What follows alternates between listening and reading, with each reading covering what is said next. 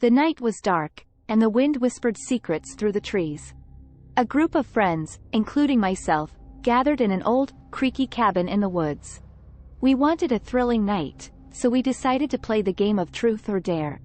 Little did we know, this innocent game would lead us into a terrifying journey that we would never forget. The cabin felt cold and eerie, its wooden walls groaning as if holding dark secrets. We huddled in a circle, each of us waiting for someone to start the game. I, being a curious sort, spoke up, suggesting we begin. We all agreed, the atmosphere filled with excitement and a hint of unease.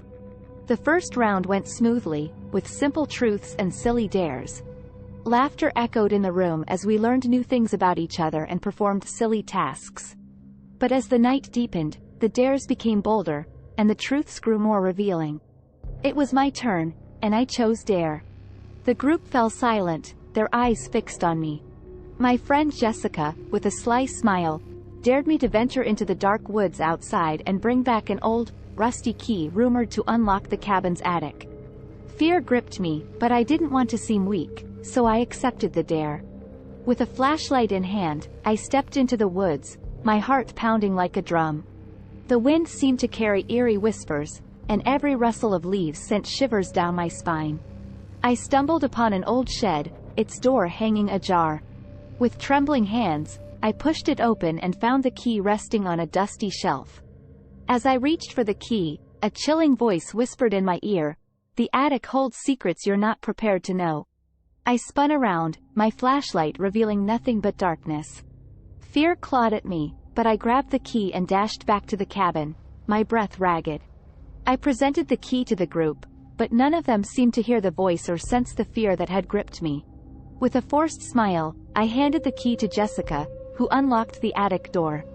The air grew colder as the door creaked open, revealing a narrow staircase that disappeared into darkness.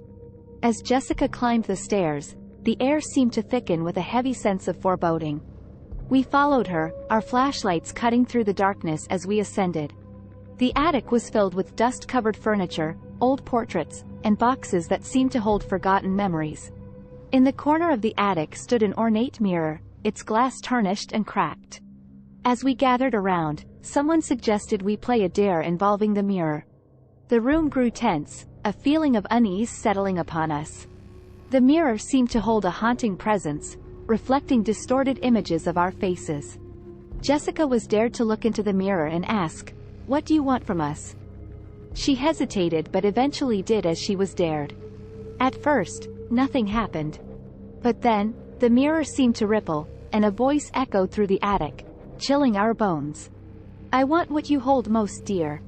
The room fell into silence, our hearts racing as we exchanged nervous glances. What did the mirror mean? Fear gnawed at us as we realized that something was very wrong. We decided to end the game and return to the main room, hoping to shake off the unease that had settled over us. However, as we descended the stairs, the door to the attic slammed shut with a deafening thud.